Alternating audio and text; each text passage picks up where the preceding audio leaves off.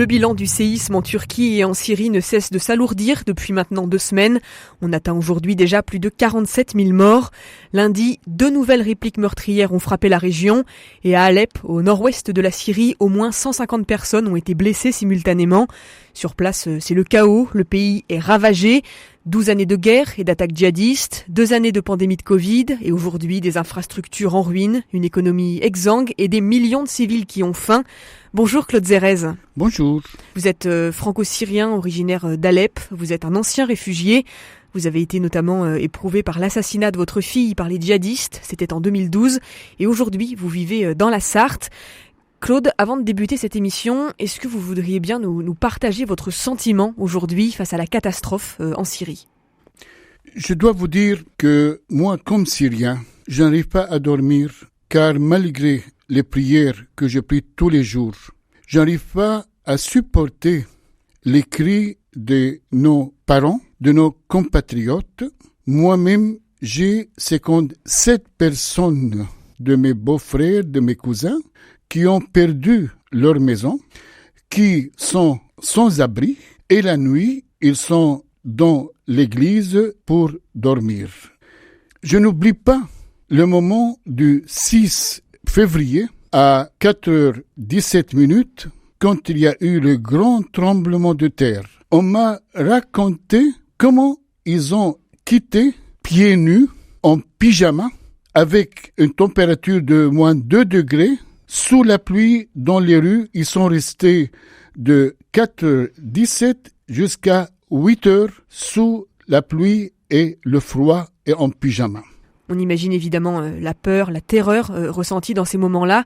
Cette fuite, cette évacuation de leur immeuble, vos proches, ils l'ont vécu comment ?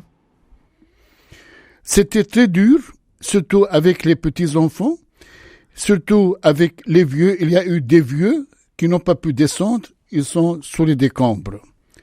Et même, on a eu un grand ami, un prêtre qui s'appelle Imad Dahir.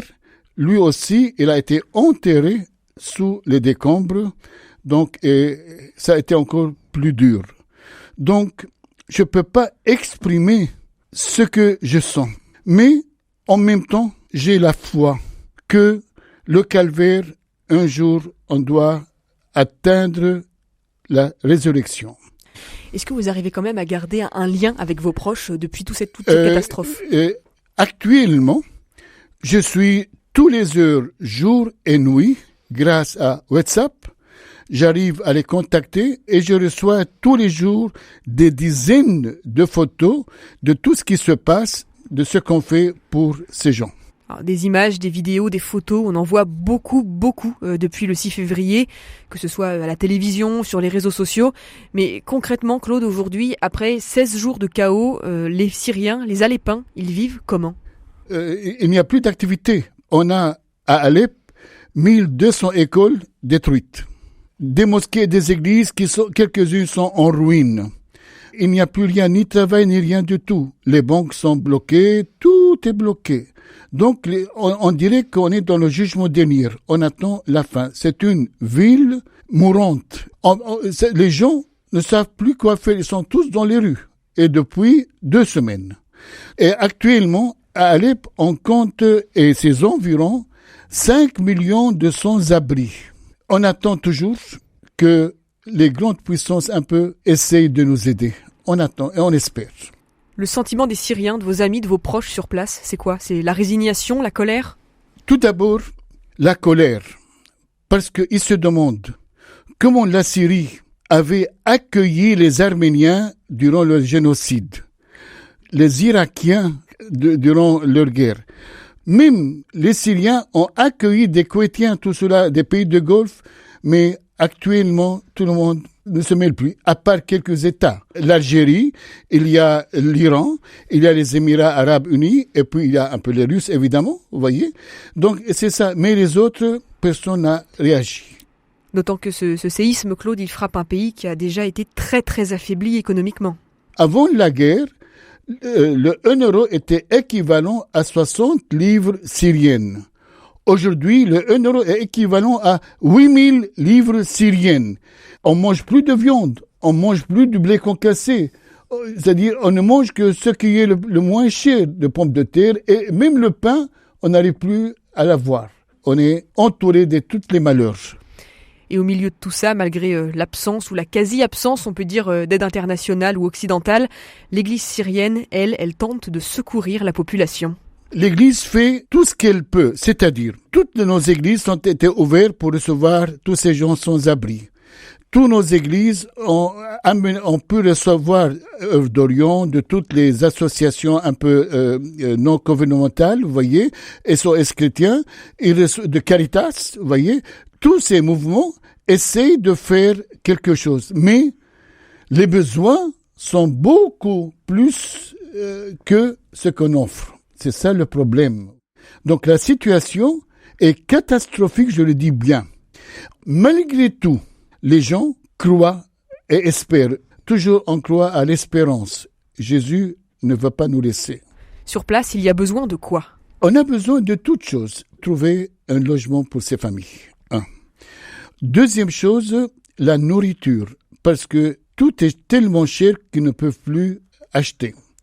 Troisième chose, des médicaments qui nous manquent, surtout des médicaments pour les malades de cancer et tout cela, ça n'existe pas. Quatrième chose, on a besoin du lait pour les bébés. Ça n'existe pas. Il n'y a même pas de carburant. Les gens n'ont pas de pain.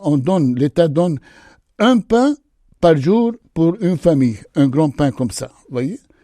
Donc, les besoins sont tellement grands qu'on ne sait pas par quoi et comment commencer à faire cela. Alors, comment est-ce que nous, à notre petit niveau, on peut vous aider ?